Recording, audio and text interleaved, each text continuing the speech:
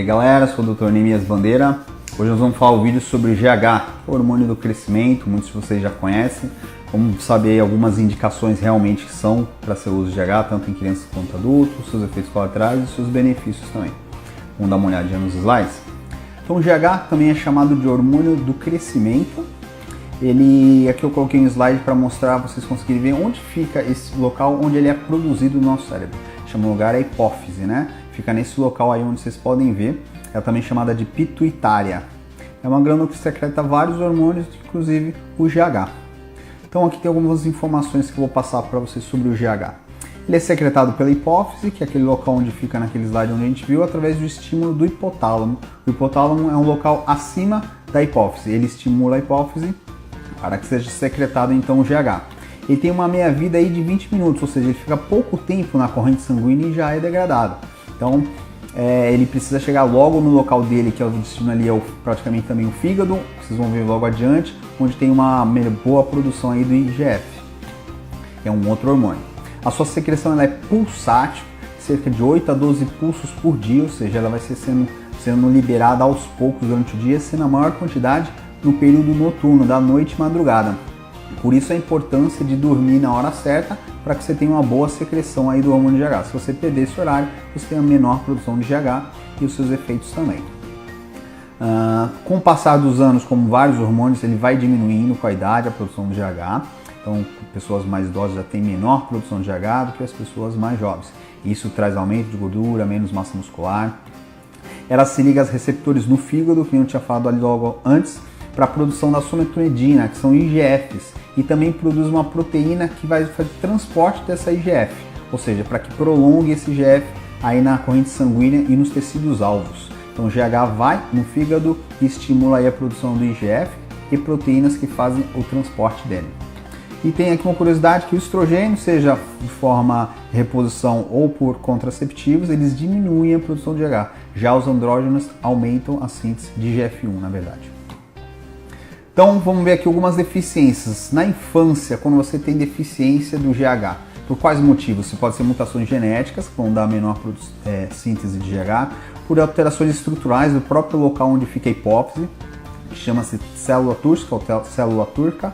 É o local onde fica a hipófise, pode ter alterações ali estruturais ou da própria hipófise, causando diminuição da produção do GH. Tumores, que podem gerar aí diminuição da produção. Radioterapia hipofisária, se você precisou de fazer alguma radioterapia e teve acometimento da glândula com menor produção. Teve cirurgia nessa região celular, na célula túrcica, se você fez por algum outro motivo, por algum outro tumor, fez alguma cirurgia e houve ali acometimento da glândula, pode ter uma deficiência de GH depois, ou a forma idiopática, quando você não acha nenhum motivo aparente, simplesmente tem a baixa do GH. Quando você tem esse GH já alterado, diminuído, quando você nasce, ao nascer, já no período neonatal, a criança termina evoluindo com hipoglicemias, baixa de glicose e tendo convulsões. Tem também icterícia, que é a pele toda amarelada, termina tendo uma baixa temperatura, chamamos de hipotermia. Tem deficiência no crescimento, porque o GH está bem relacionado com o crescimento aí na fase de criança e adolescência, e dificuldade para mamar. Já na infância, o que termina acontecendo? A baixa estatura, a criança não consegue chegar numa altura compatível com as dos pais, sendo mais baixos, uma redução da velocidade de crescimento. Termina tendo alteração na dentição e a voz fica fina e estridente. No adulto, o que acontece? Os sintomas são menos específicos, são super genéricos quando você tem a deficiência de GH. Você vai ter o que? Fraqueza, fadiga, indisposição, piora do sono, depressão, uma labilidade emocional, perda de massa óssea, tem uma redução de massa magra e aumento da massa gorda visceral, alteração estrutural das paredes do coração, diminuindo a fração de ejeção. Então até problemas da parte cardiológica você tem quando tem deficiência de GH. E ainda temos aí que os estudos mostram aumento de 3 vezes o risco de mortalidade. O excesso de GH, por exemplo, no adulto, quando você tem acromegalia, que é um tumor produtor de GH, ele gera alguns sintomas também, gera algumas características. Já que você não tem o crescimento para cima, estatural, você não vai aumentar mais o seu tamanho a partir dos 18, 19 anos, algumas outras partes começam a crescer no seu corpo. São extremidades, como queixos, mãos, os pés, tem alteração na arcada dentária, proeminência da fronte, que a testa fica um pouco para frente. Então, isso são características de acromegalia. Tem uma produção muito grande de GH.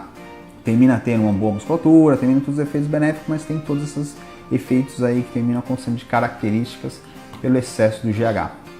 E quando você faz o uso exógeno, ou seja, se você usa o GH, que é forma injetável, subcutânea, você compra o GH, for usado por período prolongado, se não tiver indicação, só por estética, pode ocasionar esses mesmos sintomas características da acromegalia, que é as extremidades do corpo crescerem, como queixo, mãos e pés, você termina tendo os mesmos sintomas.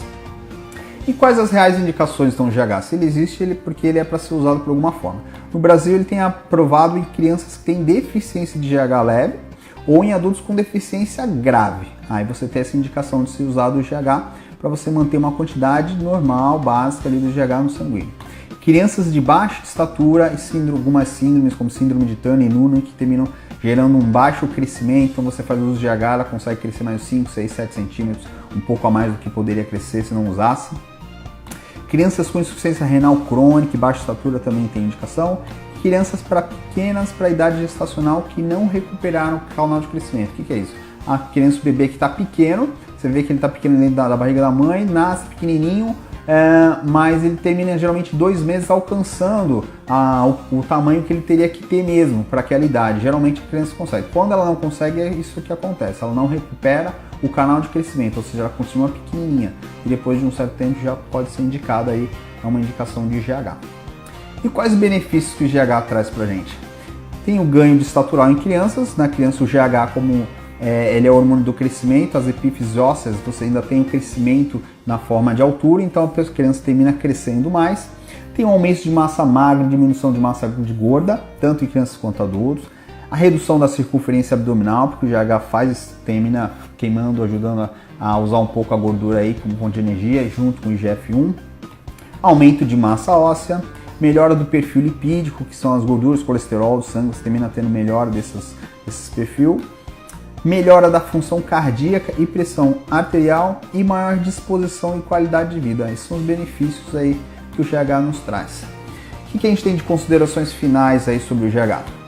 Existem indicações corretas e aprovadas para o uso, que são essas que a gente citou agora antes. Tanto crianças quanto os adultos participam dos benefícios da reposição.